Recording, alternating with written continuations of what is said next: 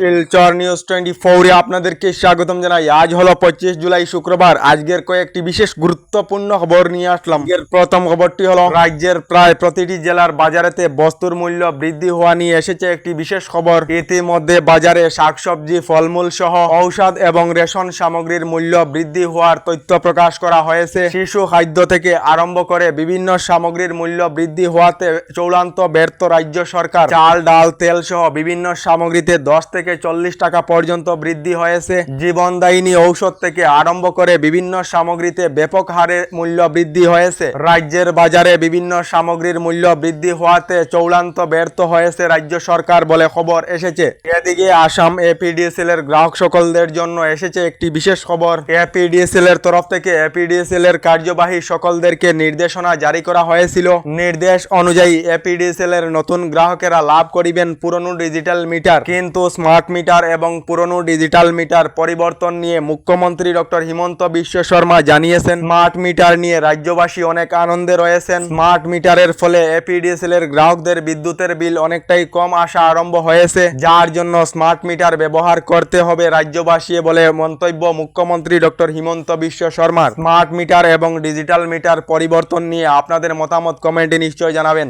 এদিকে রাজ্যের বিভিন্ন এলাকায় রাজ্য সরকারের উচ্ছেদ অভিযান চলাকালীন উচ্ছেদ অভিযানের নিয়ম লঙ্ঘনের জন্য সুপ্রিম কোর্টের তরফ থেকে রাজ্য সরকারকে নোটিশ জারি করা হয়েছে। রাজ্যের গোয়ালপাড়ার হাসিলা বিলেতে উচ্ছেদে আদালত অপমাননা। সুপ্রিম কোর্টের নির্দেশ লঙ্ঘন করে গোয়ালপাড়ার হাসিলা বিলেতে উচ্ছেদ, তার জন্য সুপ্রিম কোর্টের তরফ থেকে সরকার এবং মুখ্য সচিব ও আধিকারিকদেরকে নোটিশ প্রেরণ করা হয়েছে বলে খবর এসেছে।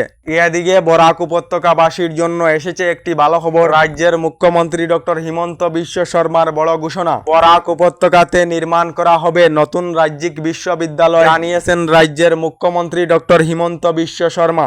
এদিকে শ্রীভূমি অর্থাৎ করিমগঞ্জ শহরে যানজট মুক্ত করতে টুকটুকি চালকদের উপর এবার কঠোর নির্দেশনা জারি করল পৌরসভা। এবার থেকে গ্রাম অঞ্চলের ই রিক্সা শ্রীভূমি শহরে প্রবেশে নিষেধাজ্ঞা জারি করা হয়েছে। এদিকে ইউএস টিমের মুরব্বী মাহবুবুল হককে ধমক মুখ্যমন্ত্রী ডক্টর হিমন্ত বিশ্ব শর্মার। মানবতার কারণে কারো শিক্ষার দায়িত্ব নেওয়া ভালো কথা, কিন্তু সরকারকে চ্যালেঞ্জ করে সেটা করতে চাইলে ইউএস টিমের আচার্য মাহবুবুল হক 3-4 মাস আগের কথা মনে রাখা উচিত। উচ্ছেদিত গৃহহারা শিক্ষার্থীর ভবিষ্যতের শিক্ষার দায়িত্ব বহন করিবেন বলে ঘোষণা করেছিলেন মাহবুবুল হক, যার জন্য মুখ্যমন্ত্রী ডক্টর হিমন্ত বিশ্ব শর্মার এই প্রতিক্রিয়া। এদিকে গতকাল রাজ্যের নাহারকাটিয়াতে মুখ্যমন্ত্রী ডক্টর হিমন্ত বিশ্ব শর্মার বৃহৎ ঘোষণা।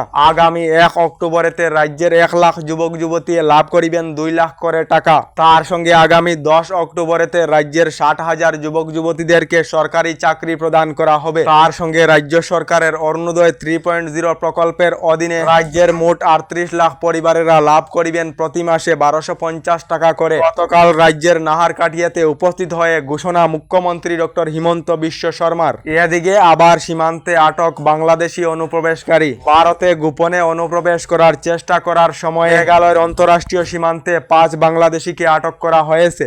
এদিকে রাজ্যের বিভিন্ন এলাকায় উচ্ছেদ অভিযান চলাকালীন মুখ্যমন্ত্রী ডক্টর হিমন্ত বিশ্ব শর্মার বৃহৎ মন্তব্য। মুখ্যমন্ত্রী জানিয়েছেন বাংলাদেশে ভরে পড়েছে গোটা রাজ্য শুধু বাংলাদেশি মুসলমানে ভরে পড়েছেন। আসামেতে 1 কোটির অধিক বাংলাদেশি মুসলমান রয়েছেন বলে তথ্য প্রকাশ করেছেন মুখ্যমন্ত্রী। এদিকে এখনো পর্যন্ত সরকারি গড় লাভ না করা সকলদের জন্য এসেছে একটি ভালো খবর। যে সকলেরা এখনো পর্যন্ত সরকারি গড় লাভ করেননি শীঘ্রই সরকারি গড় লাভ করিবেন। নতুন করে রাজ্যের 3,76,000 পরিবারদেরকে সরকারি গড় প্রদান করা হবে বলে রাজ্য সরকার থেকে জানানো হয়েছে। আমাদের ডেইলি খবরগুলি ভালো লাগলে আমাদের ভিডিওতে লাইক দিয়ে চ্যানেলটিকে সাবস্ক্রাইব করে নেবেন।